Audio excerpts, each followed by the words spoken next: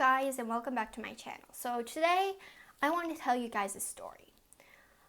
I like storytelling, and it's kind of my thing. I take speech in my school, if you didn't know. But anyway, that's irrelevant. So I wanted to tell you a story about my YouTube journey. So I'm thinking of doing this every 6 months. So it has been 6 months since I've started YouTube. I know it sounds like such a long time, and I'm really astonished that I've been doing YouTube for 6 months. I don't think I've been able to stick to something myself for this long before. And I'm really proud of how it's turning out. I know it's still really small, but I'm gonna keep working on it, and I hope that it will benefit me someday.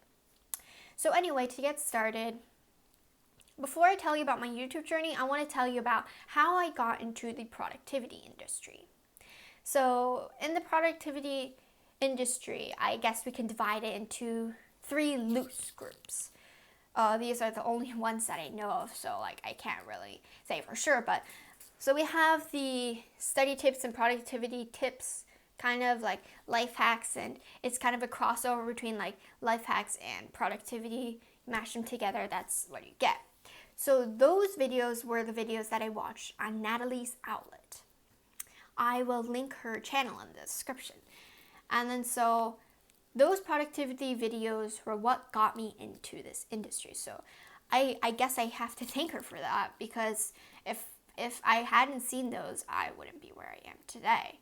And then so after discovering those and being absolutely obsessed with them, after a while I found a different community, which I can call the second category, which is the study YouTuber category. So these I find are commonly teenagers, like 17, 18, maybe in college, people that run YouTube channels that are mostly based on studying, aesthetics, note-taking, those kind of things. And so I love those. So as an example, one of the channels I watched was Study Quill. And then so she has a lot of study-based content, And then so I love those at once. And then so I started watching those. And then so at this point is when I start my YouTube channel. And so most of my early videos were based on similar topics to the study YouTubers. And then through watching these study YouTubers, I discovered the third category, which is more self-improvement based. And then so I was watching, I think it's a channel called Study with Jess. And then so I found one of her videos was a collaboration with Thomas Frank, which you guys will know is one of my favorite productivity YouTubers at the current moment, and will probably be for a while, because I really like his content. And anyway, so after finding the more self-improvement based category, I love that even better. And then so that's where I am today. So that's a condensed version. I can go into detail a lot more, but I'm either going to say that for another video or just not tell it, because the details are pretty irrelevant. I'm pretty sure no one wants to listen to me ranting about how I discovered this field. So just to give you context, that's how I found this field.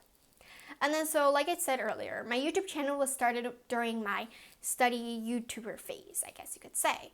So, and then I made videos on aesthetics and note-taking and studying.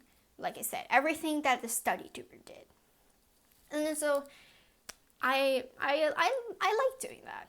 But the thing was, in my early YouTube days, I didn't really take it seriously. I wasn't good at it at all. So I would literally take 30-minute chunks of my day. So I would try to upload 5 times a week. And these 5 videos a week were pretty bad. Let me tell you. So I had a Google Doc with a list of my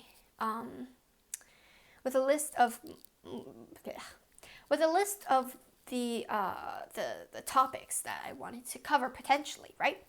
And then so then I would just, and so then when it came time for me to make a video, I would choose a topic off that list, and then I would open up another Google Doc and write a script.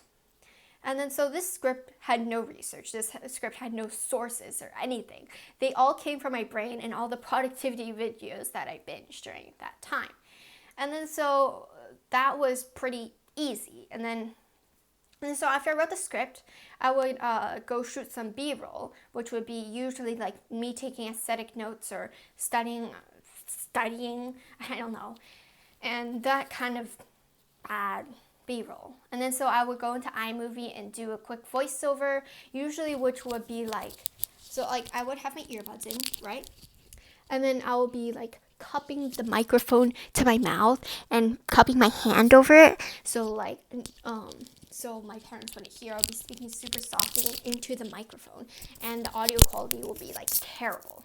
I'm sorry, I had to put it back in. So yeah, my microphone is in these Apple earbuds that I have, and I'm thinking of getting like a more professional microphone, but don't worry about that. And then so, yeah, that's how I made my videos during the earlier times. But when I discovered the self-improvement field, I started changing how I made my videos. I started putting more research, more time, and I started uploading weekly. And then so, when I actually started taking YouTube seriously was about around the time when quarantine started. So, I had lots of time. So I started paying more attention. I started actually researching, outlining, and writing my scripts seriously. And that's also around the time when I did my face reveal, which allowed me to, it just allowed me to enrich my content more, because it's a lot easier to convey ideas when I'm sitting here talking to you with my face on camera. And then so yeah, that was a pretty big leap to take. I wasn't very sure about if I wanted my face on my internet. But now I've made that change. I definitely don't regret it at all. So that happened. And then so now I start making my videos with a lot more detail. And so now here I am. Throughout the 6 months that I have done YouTube, I wouldn't have expected all these changes to happen. I wouldn't have expected these things that have changed me. I wouldn't have expected these turns and twists in my YouTube journey. And I don't regret any of it. So that's my YouTube story. And I'll probably do this once again in 6 months' time. By then, I will have been doing YouTube for 1 year. And I think it'll be really fun to reflect on how my life has changed since then.